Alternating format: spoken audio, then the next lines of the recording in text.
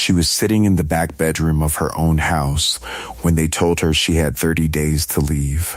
Not a stranger's house. The house she had lived in for 41 years, where she had hung curtains she sewed herself, where she had painted the kitchen a pale yellow her husband said looked like mourning. And now her son was standing in the doorway, holding a folded piece of paper, not quite meeting her eyes, telling her the transfer was complete and she needed to find other accommodations. He used those exact words, other accommodations, as if she were a tenant behind on rent. Her name was Marvella June Whitcomb. She was 74 years old, and she had just been evicted from her own life. The paper Curtis held had her signature on it, signed at that kitchen table over several slow months, always with Renata sitting nearby and Curtis using that low, patient voice he saved for when he had already decided what was going to happen. She had asked questions. He had sighed. Renata had touched her hand and said, "Mama, this is just to protect you." And Marvella, who was tired and whose hands ached that winter, and who wanted desperately to trust her own son, had picked up the pen. She was completely alone that night. She sat on the edge of the narrow bed they had moved her to and looked at her hands that had driven mountain mail routes in every season, that had stitched quilts and held her husband's face in his final weeks. And somewhere beneath the exhaustion, something quiet and stubborn stirred. She thought about the smokehouse, a piece of ground her mother had left her, out past Beaufort Junction, that she hadn't visited in years. She had paid the taxes on it every year, the same way she paid any bill quietly, without drama, without telling a soul. Curtis didn't know about it. Renata certainly didn't. Nobody knew. Because nobody had ever thought to ask. Something was still hers. Marvella June Whitcomb was born on a Tuesday morning in early April of 1950 in a farmhouse outside Granger County, East Tennessee, during a late frost that her mother always said came in mean and left without apology.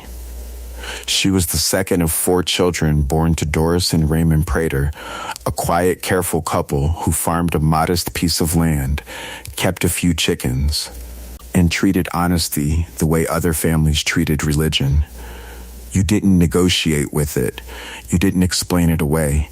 You simply lived by it, or you didn't. Her father, Raymond, was a man of very few words and very consistent actions. He woke before the sun every single day of his working life. He fixed what was broken. He never once raised his hand to his wife or his children, which in that county and that era was something Marvella would only fully appreciate decades later. Her mother, Doris, was the opposite in temperament, warm and talkative, and full of opinions, but underneath the warmth was the same iron spine.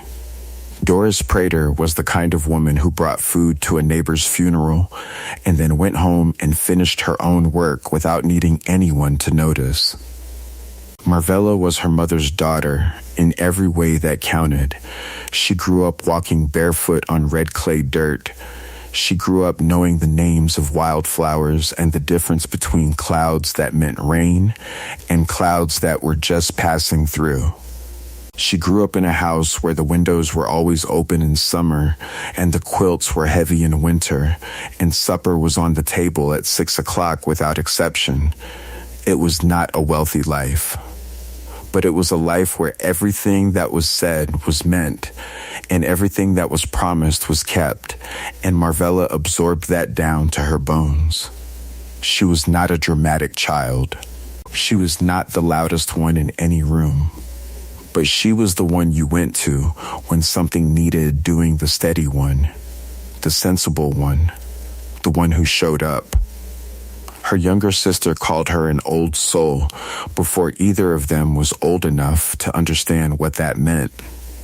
She left Granger County exactly once in her youth, a single year at a community college in Knoxville, where she studied business and discovered she was good with numbers and better with people. She came home at the end of that year, not because she failed, but because her father's health was slipping and someone needed to be there. She never went back to school. She never seemed to regret it, or if she did, she kept that quiet too. It was at the Granger County Post Office that she found her calling, or perhaps her calling found her. She was 22 years old when she took the civil service exam, and she passed it on her first attempt without studying, which she always attributed to her mother's habit of reading the newspaper aloud at breakfast. She was assigned a rural route that covered 43 miles of winding mountain road, and she drove it 5 days a week for the next 31 years. She knew every family along that route. She knew who had a new baby and who had lost one. She knew which elderly widows waited by the window on the days she came by, not for the mail, but for the sight of a familiar face. She always waved. She always stopped if something felt wrong. More than once, she had walked up to a porch because a door was standing open that shouldn't have been, and found someone who needed help. She saved at least 2 lives that way, though she would never have called it that. It was on that mail route, on a bright October morning in 1974, that she met Harold Whitcomb. He had just moved back to Granger County after several years working construction in Chattanooga and was renting a small house at the end of Ridgeback Hollow Road, the very last stop on her route. She pulled up in her postal truck, and he was out front splitting firewood, and he looked up and squinted against the sun and said, "You're early today." She said she wasn't. She was exactly on time. She was always exactly on time. He laughed at that, not a polite laugh, a real one, and she found herself smiling before she had decided to. He asked her name. She told him. He said it twice, the way some people do with a word they find they like the sound of. Marvella. She handed him his mail, a single water bill, and a seed catalog, and drove away without looking back. But she thought about that laugh for the rest of her route. Harold Whitcomb was not a complicated man, which was exactly what Marvella needed and exactly what she had never known she was looking for. He was steady and warm and good with his hands. And he thought she was the most capable person he had ever met, and he told her so regularly and without embarrassment. They were married in June of 1976 in a small ceremony at the county courthouse, followed by a dinner at Doris Prater's house, where Harold ate 2 full plates of her mother's pot roast and told Doris it was the finest thing he had ever tasted, which sealed his welcome into that family permanently. They built a life on Sycamore Bend Road the same way they did everything steadily, without drama, one solid thing at a time. Harold worked construction and later opened a small hardware business out of a building he built himself. Marvella kept her postal route. Together they saved carefully and spent carefully and built the Craftsman House on Sycamore Bend Road over the course of 3 years, doing much of the work themselves on weekends. Harold laid every board of the front porch by hand. Marvella chose the pale yellow for the kitchen and the deep green for the shutters and the particular wood stain for the floors that made the whole house smell like pine and warmth on sunny afternoons. They had 2 children. Curtis Dale was born in 1973, before the marriage a fact that was never spoken of as a complication, because in Marvella's family, it simply wasn't one. Lynette arrived in 1978, small and loud and certain of her opinions from her first breath. Marvella loved them with the same fierce quietness she brought to everything. She packed their lunches and helped with homework and drove them to every school event along roads she already knew by heart. She was not a mother who hovered. She was a mother who was simply always there, a fixed point, a constant, the kind of presence you only truly understand when it is gone. The years moved the way good years do, almost without your noticing. Harold's hair went gray at the temples and then all over, and Marvella's hands grew more sure and more lined, and the house on Sycamore Bend Road settled into itself the way old houses do. Every creak familiar, every corner known. Lynette grew up and moved to Raleigh and built her own life there. Curtis stayed close, which Marvella had always taken as a blessing. She would spend a long time later rethinking what closeness actually meant. Harold died in the spring of 2012, a heart attack, sudden and complete, on a Wednesday morning before breakfast. He was 67 years old. Marvella had always imagined they would have more time. She had not known that was something you had to imagine deliberately, that time did not simply continue on its own. The grief was enormous and silent, and she carried it the way she carried everything, without putting it down, without asking for help, moving forward, because that was the only direction she knew. She retired from the post office that same year. She took up quilting more seriously. She tended her garden. She drove the old routes sometimes just to feel the familiar turns, the particular way the road curved past the Henderson's fence line, the view from the ridge above Beaufort Junction, where on clear days you could see 3 counties at once. She was a woman who had lost much and survived it and built something worth having. That was when Curtis called and said he thought it might make sense for him and Renata to move in, just to help out, just to make sure she was managing all right. She said yes. Of course she said yes. He was her son. The first thing Curtis and Renata changed was the phone. It was a small thing, or it seemed small at the time. Renata said the old landline was unnecessary, that Marvella should have a cell phone so they could reach her easily, so she would always be connected. She presented it cheerfully, like a gift, already activated, already programmed with Curtis's number and Renata's number and nobody else's. Marvella accepted it because she saw no reason not to. She was 71 years old and not suspicious by nature. She had spent her whole life assuming people meant what they said. She did not realize until much later that the cell phone had also replaced the landline that her daughter Lynette called every Sunday morning without fail. Lynette tried the old number for 3 weeks before Curtis told her, casually, that they had switched providers and forgotten to pass along the new number.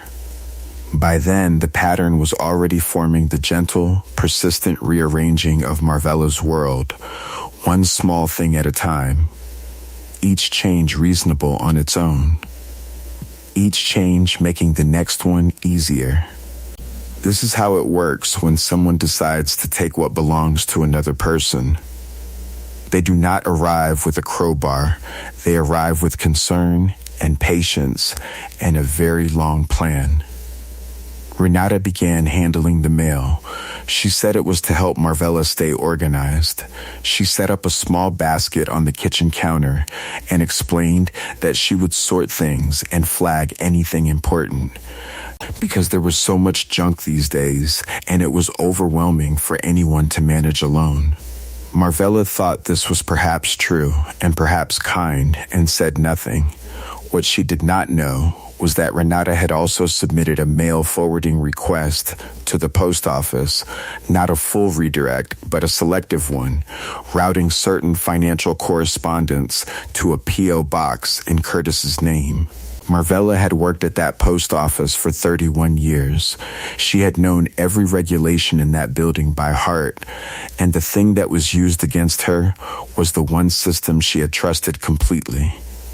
The financial conversations began in the second winter. Curtis sat down with her at the kitchen table one Sunday afternoon with a yellow legal pad and a look of careful seriousness and walked her through what he called the current picture. Her savings, he explained, were not generating any return sitting in a basic account. He had spoken to someone, a financial advisor, he said. A man named Dellinger, who worked out of Morristown, and there were better arrangements available. arrangements that would protect her assets and simplify management. He used the word simplify 4 times in that conversation. He pushed the legal pad across the table, and on it were numbers that looked official and a set of instructions for transferring funds to a new joint account that he and Marvella would share equally for her care and household expenses. She asked if Lynette should be part of this conversation. Curtis set down his pen. There was a pause, the particular kind of pause that contains a decision already made. Then he said, slowly, that Lynette had her own life in Raleigh and her own financial pressures, and that bringing her into this would only create confusion and conflict, that Lynette had never been particularly interested in the practical side of things, that he was the one who was here, who was showing up, who was doing the actual work of caring for their mother. He said this without raising his voice. He said it the way you say something that is simply and obviously true. Marvella signed the account paperwork that afternoon. Over the following 14 months, $41,000 moved out of that account in increments carefully sized to avoid triggering automatic bank review thresholds. Some transfers were labeled household maintenance, some were labeled medical coordination, some had no label at all. Curtis paid himself what he described as a modest caregiver stipend, which Renata had researched and determined was standard practice. There was always an explanation. There was always a reasonable sounding word for it.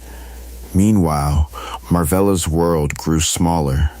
Her neighbor Frances Beckwith had stopped by regularly in the first months after Harold died, bringing preserves, sitting on the porch, talking about nothing in particular in the way old friends do. After Curtis and Renata moved in, Frances still came, but Renata always met her at the door and reported that Marvella was resting or wasn't feeling well or had an appointment, or had specifically asked not to be disturbed today. Frances left notes. Marvella never received them. By the second year, Frances had stopped coming at all. Not out of indifference, but out of the particular helplessness of someone who senses something is wrong, but cannot name it and cannot prove it and does not want to cause a scene. Marvella noticed her friend's absence. She asked Curtis about it once. He said Frances had mentioned to Renata that she found the visits tiring, that she was getting on in years herself and needed to manage her energy, that she had said, kindly, that she thought Marvella was in good hands. Marvella said nothing, but she held that information carefully, turned it over quietly, because Frances Beckwith had been her friend for 22 years, and she did not believe for one moment that Frances had ever in her life described anything as tiring. She was being lied to. She knew it. The knowing sat in her chest like a stone she could not lift and could not put down. The house transfer happened in the 3rd year. Curtis had been building toward it for months in the way he built toward everything incrementally, patiently, with the confidence of someone who had already decided the outcome. He presented it as estate planning. He brought in a notary named Garfield Pruitt, who arrived on a Thursday morning and sat at the kitchen table and spoke very quickly in a voice designed to convey routine competence. The documents were thick. The language was dense. Curtis sat beside Marvella and turned pages and pointed to lines and said here and here and initial here, and Renata stood at the kitchen counter making coffee and humming something low and domestic, and the whole scene was orchestrated to feel like an ordinary morning. Marvella asked to read the full document before signing. Curtis said of course, naturally, absolutely, and then Renata set a cup of coffee in front of her, and Curtis began explaining each page in a summary that was designed to obscure rather than clarify. And the notary checked his watch twice, and the morning light was coming through the window at that particular angle that made it hard to see clearly. And Marvella's reading glasses were not where she usually kept them. She asked for them. Renata handed her a different pair, her old ones, the prescription slightly wrong, and said these were the ones on the side table. She signed. She understood afterward in the slow, terrible way that understanding sometimes comes, that she had signed her home into Curtis's name with a retained life. A state clause that sounded like protection but contained a provision, allowing him to apply for her removal under certain care circumstances that his own attorney had drafted and that no independent party had ever reviewed on her behalf. She was moved to the back bedroom that same month. Remodeling, Curtis said, just temporary. That was 14 months before he stood in her doorway with the eviction notice. In those 14 months, she had tried 3 times to reach Lynette, borrowing a phone from a woman at the pharmacy, writing a letter she later found opened and resealed in her own dresser drawer, asking a young neighbor boy to pass a message that she was not sure ever arrived. Each attempt failed. Each failure cost her something: energy, hope, the particular confidence of a person who has always believed that if you simply tell the truth, someone will hear it. She stopped eating properly. She lost 11 pounds between October and January. Her hands, which had always been her strongest feature, began to shake slightly in the mornings, not from illness, her doctor would have told her, but from a sustained, grinding anxiety that had no relief and no end in sight. She was a woman who had survived her husband's death and her mother's death and 31 Tennessee winters on an open postal route. This was the closest she had ever come to simply stopping. She sat in that back bedroom on the coldest night of February and looked at the ceiling and thought about Harold, and thought about her mother Doris, and thought about the land off Beaufort Junction that nobody in the world knew about but her. It was the only thought that still felt like something solid. It was a Tuesday in early March when Marvella decided to go to the land. She had not planned it as a decision, exactly. She had woken before dawn with the particular restlessness that had become her constant companion in those months, and she had lain in the narrow bed listening to the house settle and creak around her, a house that no longer felt like hers in any way that mattered, and she had thought, quietly and simply, that she wanted to see the Hollow Tree parcel before anything else happened, before she lost the ability to get herself there, before Curtis found some new legal instrument to take even the memory of it from her. She rose at 5:30 while the house was still dark. She dressed slowly and carefully, the way she did everything now. Conserving energy the way you conserve firewood in a long winter deliberately, without waste. She put on her heaviest coat and her good walking shoes, and she took the spare key to Harold's old truck that she had kept in the lining of her winter coat for 2 years, sewn in there with her own hand, because she had learned by then to keep the things that mattered close to her body. Curtis had taken her car keys 9 months ago. He said it was for her safety. Harold's truck was in the detached garage at the back of the property, behind a stack of boxes Curtis had never gotten around to sorting. Marvella had moved those boxes herself, one at a time, over the course of 4 separate mornings, each morning a little before Curtis and Renata were awake. She had never said a word about it. She had simply moved the boxes and waited, and kept the key sewn into her coat. And now the truck sat accessible in the cold dark of the garage, and she climbed into it and sat for a moment with her hands on the wheel. It smelled like Harold. After 12 years, it should not have, but it did that faint combination of machine oil and cedar and the particular brand of peppermint gum he always kept in the center console. She pressed her lips together hard and did not let herself stay in that feeling. She started the engine, which turned over on the second try like a faithful old animal waking from sleep. and she pulled out of the garage slowly and drove away from Sycamore Bend Road in the pale beginning of a March morning without leaving a note and without looking back. The drive to Beaufort Junction took 22 minutes on roads she knew by feel.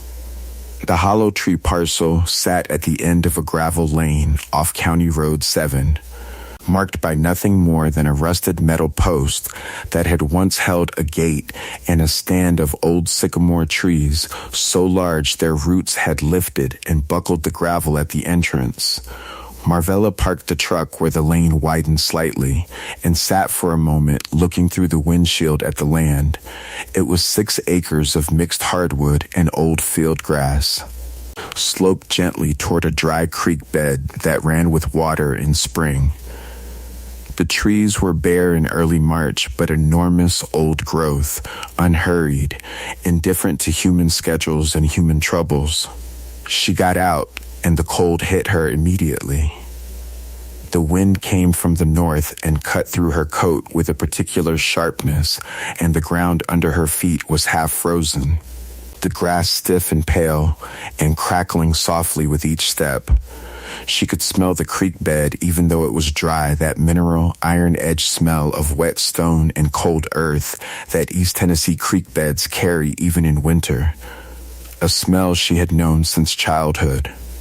She walked slowly toward the back of the property, toward the tree line, where she remembered the old smokehouse stood. She almost missed it.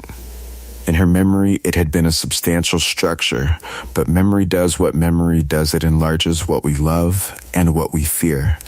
And the smokehouse in reality was a small, low-roofed building of hand-cut logs, gone nearly black with age, half hidden by a stand of cedar trees that had grown up around it over decades like a slow, patient embrace. The door had swollen in its frame and required her full weight against it before it groaned open, releasing a breath of cold, compressed air that smelled of old ash and dried wood and something underneath those things, something older and more intimate, like the inside of a cedar chest. She stood in the doorway and let her eyes adjust. The interior was small, perhaps 10 feet by 12, with a dirt floor and a single small opening high on the far wall where the smoke had once vented. Along the left wall, old iron hooks still hung where meat had once been cured. The light that came through the vent opening fell in a single pale bar across the center of the floor. And in that light, Marvella could see that the dirt floor was largely undisturbed, except for along the right wall, where something about the boards, the baseboard running along the bottom of the log wall, looked different from the rest. She moved closer. She knelt down on the cold dirt floor, and her knees protested, and she ignored them the way she had always ignored discomfort when something needed doing. She ran her fingers along the baseboard and felt it immediately a gap, small and deliberate, where the board did not meet the wall flush the way the others did. She pressed it. Nothing. She pulled it.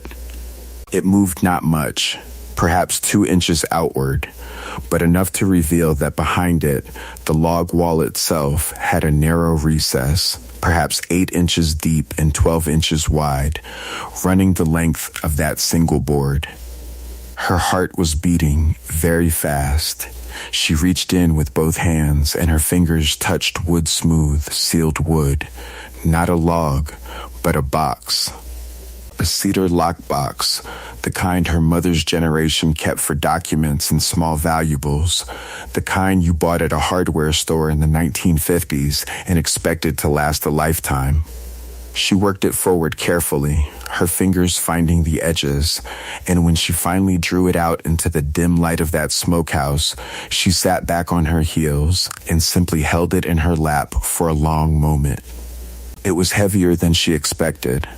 The outside was water-stained along the bottom edge, but otherwise intact.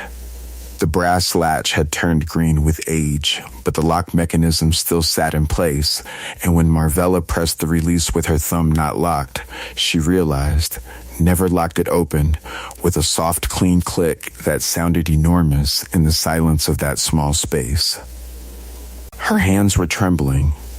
She had not realized they were trembling until she looked down at them and saw the slight, continuous movement, like a held breath, that couldn't quite be stilled. She pressed them flat against the top of the box for a moment. The cedar was cold against her palms. She breathed in and out once, deliberately. The way she used to breathe before driving into a bad storm on her route, not to eliminate fear, but to make room alongside it. Then she opened the lid. Inside, on top of everything, was an envelope. Plain white, slightly yellowed, sealed with tape that had dried and gone brittle at the edges. On the front, in handwriting she recognized as her own from perhaps 20 years ago, were these words, "To whoever finds this, when the time is right." She stared at that for a long time. She had written that. She had put this box here. And somewhere in the years of loss and grief and the grinding fog of what Curtis and Renata had done to her, she had forgotten. Or perhaps not forgotten, perhaps buried, the way you bury something you are not yet ready to need. She set the envelope aside and looked beneath it. There were documents. A folded piece of paper that turned out to be the original property deed for the Hollow Tree parcel, dated 1962, transferring the land from her mother, Doris Ruth Prater, to her daughter, Marvella June Prater, her maiden name, the name she had carried for 22 years before she became Whitcomb. The deed was filed with the county clerk's office, as the stamp in the corner confirmed. It had never been retitled. It had never been placed in joint marital property. It had never appeared in any of the documents Curtis had handled, because Curtis had only ever known her as Marvella Whitcomb and had never once thought to search under Prater. 6.2 acres of East Tennessee hardwood and field grass, legally and entirely hers. Beneath the deed was the annual tax receipt from the most recent year she had paid proof of continuous, uninterrupted ownership maintained in her name alone. And beneath that, a small photograph she did not expect her mother Doris standing in front of this very smokehouse, younger than Marvella was now.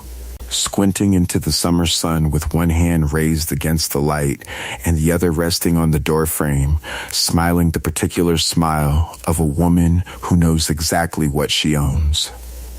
Marvella pressed the photograph against her chest and closed her eyes. The cold of the dirt floor had worked its way through her coat, and her knees ached deeply, and the wind was pushing through the vent opening above her with a low, mournful sound. And she sat there in all of it, the cold and the ache and the sound, and felt something she had not felt in 3 years. She felt the ground under her. Solid, hers, unassailable. Then she picked up the envelope she had written to herself and broke the brittle tape and unfolded the single page inside. The handwriting was her own, from a version of herself she barely remembered, steadier, unhurried, written in the good blue ink she had always preferred. It said, "If you are reading this, something has gone wrong. You put this here because you always believed in keeping one thing back, one thing that is only yours. This land belonged to your mother. She worked for it and kept it and left it to you by name. Don't let anyone tell you that you have nothing left. You have this. You have always had this. Now do something with it." She read it twice. Then she folded it carefully along its original creases and placed it back in the envelope and put the envelope in the inside pocket of her coat, against her chest, next to the warmth of her own body. She gathered the deed and the tax receipts and the photograph and placed them back in the cedar box and closed the lid with that same soft, clean click. She tucked the box under her arm. She rose from the cold dirt floor slowly, using the wall for support, and she stood upright in the low doorway of that old smokehouse with the March wind moving through the cedar trees around her. She was 74 years old. She was cold and hungry, and her knees hurt, and she had 30 days to leave the house where she had lived her entire adult life. And she had just found the one thing that changed everything. Marvella did not go back to the house on Sycamore Bend Road that morning. She sat in Harold's truck at the end of the Hollow Tree Lane for a long time, with the cedar box on the seat beside her and the engine running for warmth, and she thought carefully and methodically the way she had always thought, through difficult things, not with panic. Not with the hot, rushing feeling of someone who wants to act immediately, but with the deliberate patience of a woman who had driven 43 miles of mountain road in ice storms and learned that slow and steady was the only speed that actually got you where you needed to go. She needed an attorney, not Curtis's attorney. Not anyone Curtis had ever spoken to or could reach before she did. She needed someone clean, someone independent, someone who had never heard the name Whitcomb spoken in connection with any of this. She drove to a pharmacy in Morristown, 20 minutes east, a town where she was not known, where no one would report back to Curtis that they had seen his mother sitting in a parking lot making phone calls.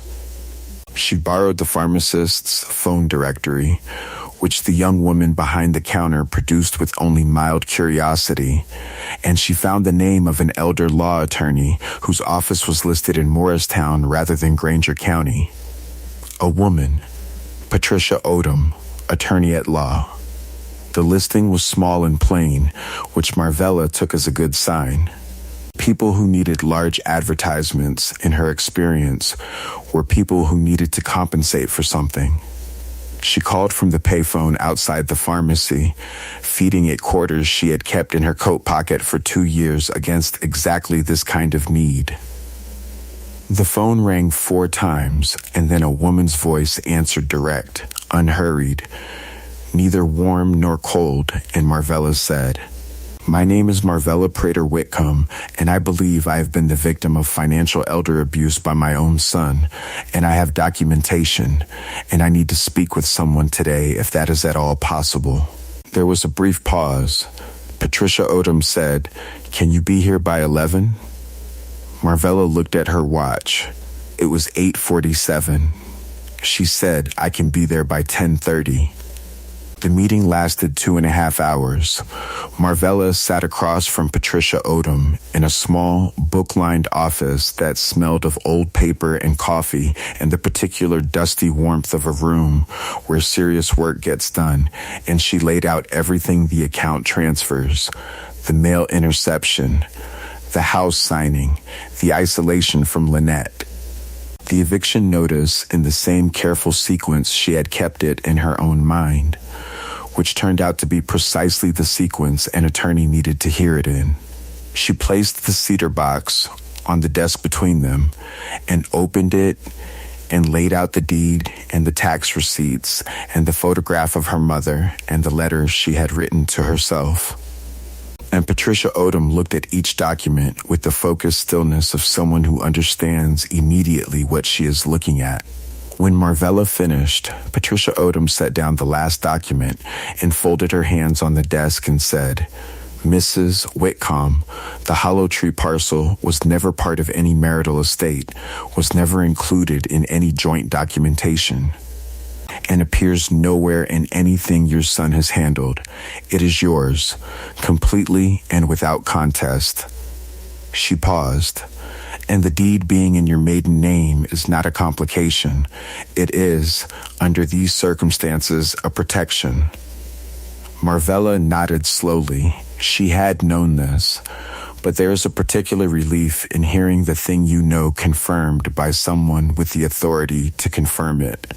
Patricia Odom filed an emergency motion to contest the life estate removal provision within the week on the grounds of undue influence and financial exploitation of a vulnerable adult, a legal designation that Marvella accepted without embarrassment, because she understood by then that what had been done to her was not a reflection of her intelligence or her strength, but of the particular and calculated patience of people who prey on trust. She also contacted the Tennessee Adult Protective Services Office and filed a formal report, which opened a separate investigation that would run parallel to the civil proceedings. She called Lynette herself from Patricia Odom's office using the attorney's own phone. Lynette answered on the second ring and said hello, in the careful voice of someone who does not recognize the number, and Marvella said simply, "Lynette, it's Mama. I'm all right, but I need you to listen to me for a few minutes." There was a sound on the other end of the line that Marvella would carry with her for the rest of her life, a sharp intake of breath, and then a low, wrecked sound that was not quite crying and not quite a word. Just the sound a person makes when something they have been afraid of for a very long time turns out not to have happened yet after all. Lynette drove up from Raleigh in 9 hours. While the legal process moved forward, Marvella turned her attention to the Hollow Tree parcel with the same methodical energy she had once brought to her postal route. She hired a local contractor named Eugene Marsh, a man Harold had worked with decades ago, whose father had built half the houses in Granger County to assess what was on the land and what it would take to make it livable. Eugene walked the property with her on a mild morning in late March when the first tentative grain was beginning in the tree line. And he said the smokehouse foundation was sound and the land itself was beautiful and that he had seen worse starts. She had the Hollow Tree parcel formally appraised. The 6.2 acres, assessed at current East Tennessee rural land values, came in at just under $90,000, a number that made Marvella sit very still for a moment in Eugene Marsh's truck before she allowed herself to absorb it fully. Her mother's land, paid for in Doris Prater's careful working life, taxes paid year after year in quiet cash, worth nearly $90,000 and unknown to anyone who had tried to take everything from her. Curtis found out on a Thursday. Patricia Odom's office sent a formal letter to Curtis's attorney outlining the discovery of the Hollow Tree parcel, the legal status of the deed, the filing of the undue influence motion, and the Adult Protective Services investigation. Marvella was not present when Curtis read it, but she heard about it later through Lynette, who heard it through a cousin that Curtis had sat at the kitchen table on Sycamore Bend Road with the letter in his hand for a long time without speaking, and that Renata had read it over his shoulder and gone very quiet in a way that was different from her usual quiet. The letter from Apps arrived 3 days later. Curtis retained a second attorney the following week at considerable expense, which struck Marvella as appropriate. The undue influence case did not go to full trial. Curtis's attorney, presented with the documented evidence of account transfers, the mail forwarding request, the notarized house transfer under circumstances that 2 witnesses were now prepared to testify to, and the Apps findings, advised his client to negotiate. A settlement was reached in which the account funds were partially restored through a structured repayment agreement, and the life estate removal provision was struck from the original deed, restoring Marvella's right to remain in the Sycamore Bend Road house for her lifetime should she choose. She did not choose. She had already decided. She moved to the Hollow Tree parcel in the first week of May. Eugene Marsh had converted the old smokehouse into something modest and entirely functional, one large room with a sleeping area and a proper kitchen corner and a wood stove against the far wall, the original log walls cleaned and sealed. The ceiling opened up to show the old hand-hewn beams. It smelled of fresh wood and stove smoke and the particular clean cold of the creek bed that was beginning to run with spring water. Marvella walked through the door on moving day with a single box of her most necessary things, her quilting supplies, Harold's photograph, her mother's photograph from the smokehouse, and the cedar lockbox, and she set them down on the small table Eugene had built for her against the window that faced the sycamore trees.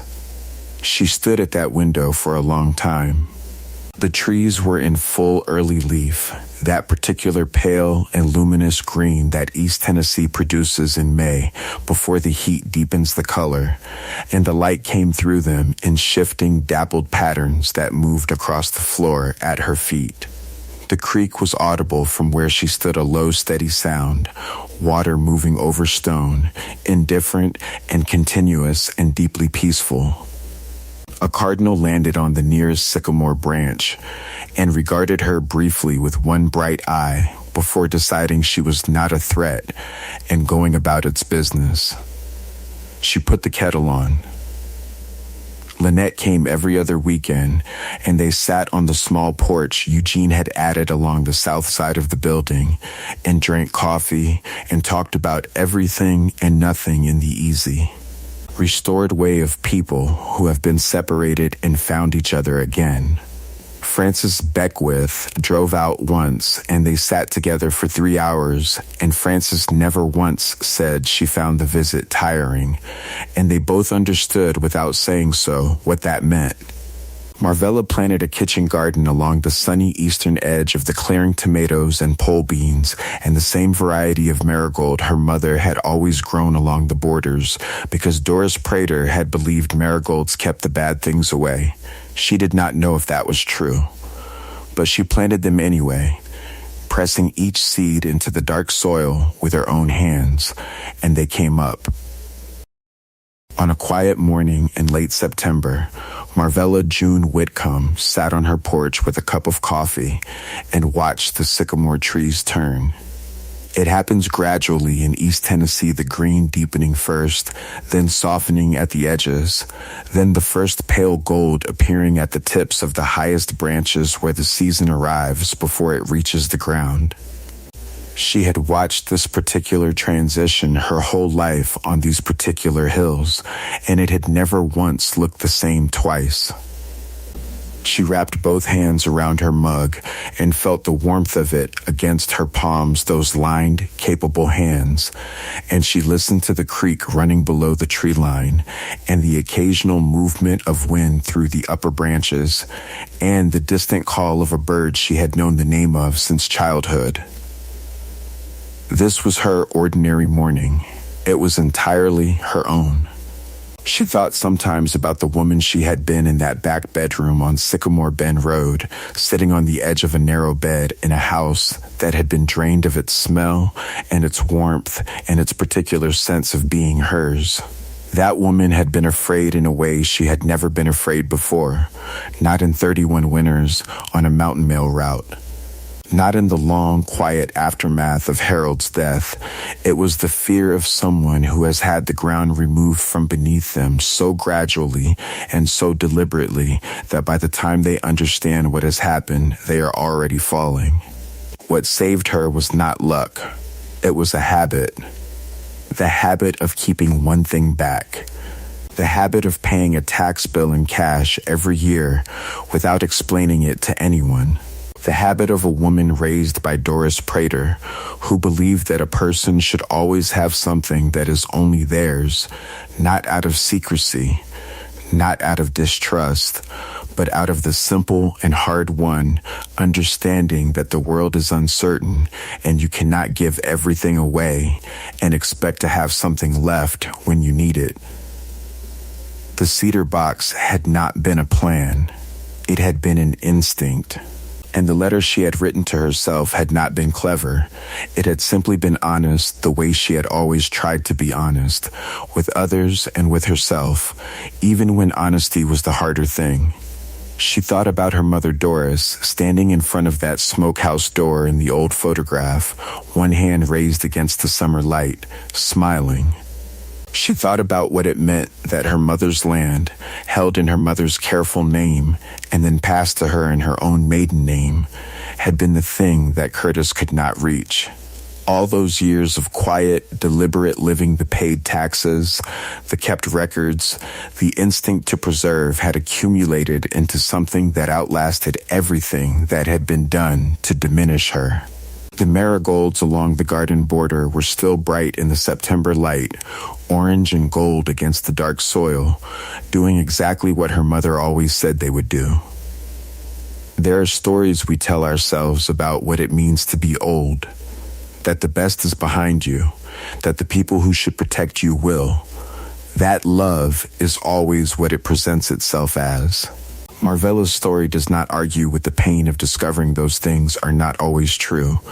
It simply shows what becomes possible when one woman refuses to be the last word in her own diminishment, when she rises from a cold dirt floor with a cedar box under her arm and drives herself to a payphone and makes the call that changes everything.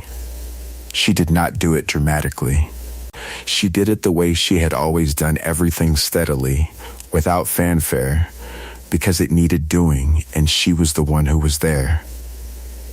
If you are watching this and you know someone whose world has been quietly made smaller, whose phone calls go unanswered, whose visitors are turned away, whose signature appears on documents they did not fully understand, please do not wait for them to ask for help.